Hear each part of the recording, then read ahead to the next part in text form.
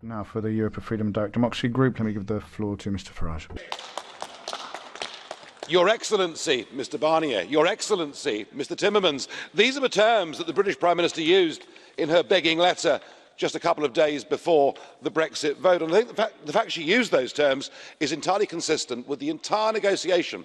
I realised on the 8th of December 2017 where this was going, where to meet a deadline set by Mr Barnier, an unelected bureaucrat in Brussels, the Prime Minister left Downing Street at 4:15 in the morning to fly to meet you, and running up to the deadline, she signed up to the principle of the Irish backstop. The pass was sold from that moment.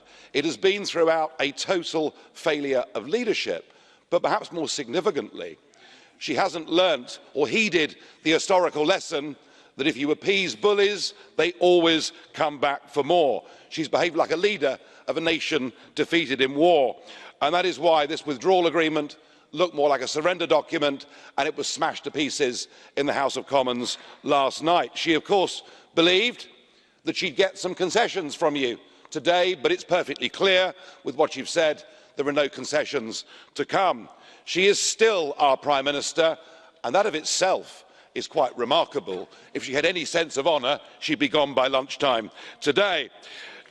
There are some, Mr Barnier, there are some here who say you've wasted 2 years of your life. I disagree completely, because you've got us now exactly where you want us. And that's despite the fact that 500 MPs voted for Article 50, which of course makes very clear that there are 2 years in which to negotiate a withdrawal agreement, or we just leave. And that was backed up, of course, by the Act of Parliament, the Withdrawal Act, which once again says, unconditionally, we leave on the 29th of March. Now, Mr President, you say there's no support for no deal, but then you all thought there was no support for Brexit in the first place. You might be surprised how quickly public opinion is changing. Mr Timmermans, you say this would cause great harm. But if we leave on no deal, if we stick to the law as it is, we become an independent country. And I would say to you, what price? Freedom.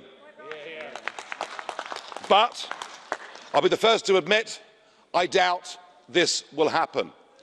Because working in cahoots with you, we have Mr Blair and many other leaders of the British establishment who treat the Brexit vote and treat voters in general with total and utter contempt. And there is a great tradition here, isn't there? We've seen it with Denmark and with Ireland. You make people vote again. All I can say is if we finish up with an extension of Article 50, we may well finish up fighting the next set of European elections, and we will fight them. And if the betrayal becomes complete and we are forced to vote in a second referendum, you may be in for a big surprise. The British may be a very placid people, very laid back, but I promise you, if they get pushed too far, it's a lion that will roar. We will be even more defiant if we have to fight a second referendum, and we'll win it by a bigger majority. Yeah.